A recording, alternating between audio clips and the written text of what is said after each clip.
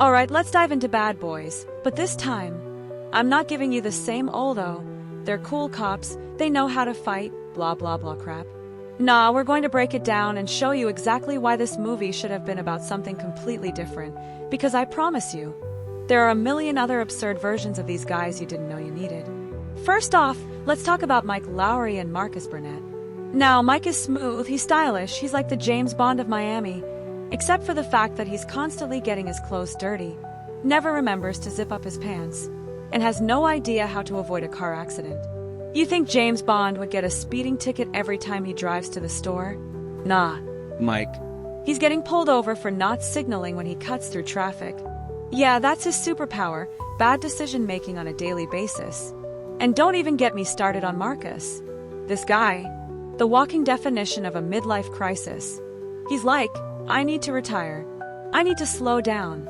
But hold up, if Marcus slowed down anymore, he'd be running in reverse. This guy's got 3 kids, a wife who's always yelling at him, and yet he still insists on acting like a teenager who just got his first real job as a mall security guard.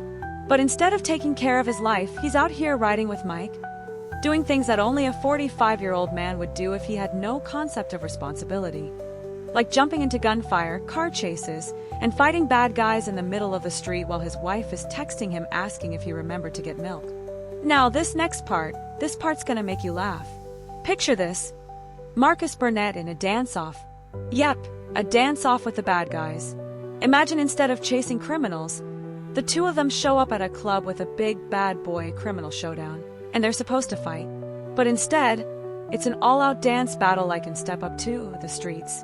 Mike's out there doing his best Michael Jackson impersonation, while Marcus is busting out the Macarena, totally out of sync.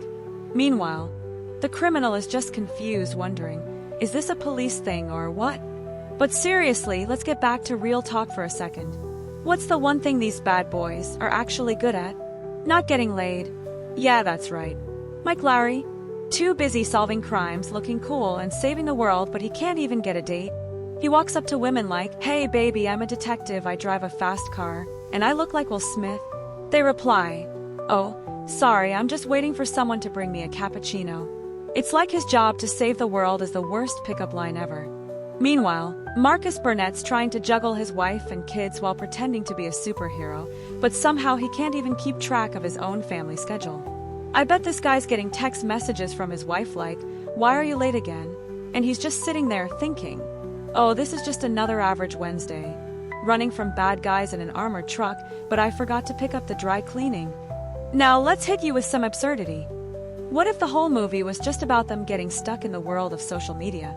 Imagine they're chasing bad guys, but instead of guns and bullets, they're using Instagram filters. Picture Mike Lowrey spending 40 minutes trying to choose the perfect Snapchat filter before taking down a drug lord. Meanwhile, Marcus Burnett is live-streaming the entire chase, but instead of being a tough cop, he's literally just in the background asking people how to turn off the slow-mo effect. That's your action-packed, intense Bad Boys movie right there. And here's the kicker. At the end of this whole movie, you know how they always have that dramatic moment where they defeat the bad guys?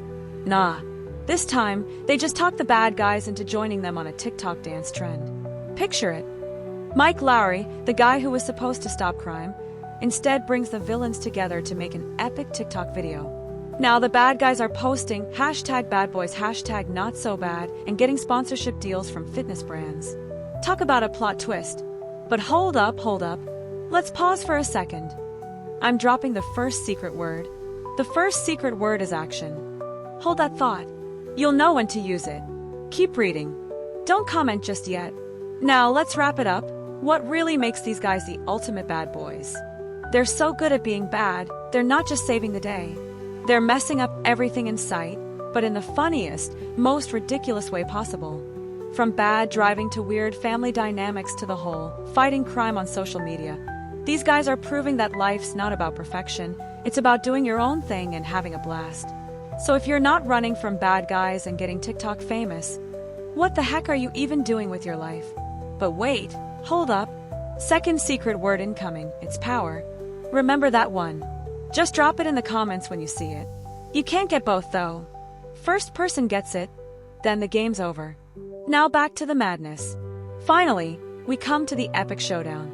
Instead of running through the streets, dodging bullets, what if they just sat down and had a discussion with the villains about their childhoods? Forget the crazy fight scenes. Let's just have a bad boys therapy session. Marcus is crying about not getting enough respect at home. Mike's trying to figure out why his coolness isn't getting him any dates, and the villains are just sitting there like, we're criminals, bro. What's going on? But seriously, the only thing that could top this absurdity is them getting stuck in a reality show. Yeah, imagine Mike and Marcus on a dating show, trying to win the affection of an influencer while fighting off jealous exes. And the bad guys? They're just trying to get more screen time for the drama. Forget crime. These bad boys are now just bad at life, and that's what makes them funny as hell.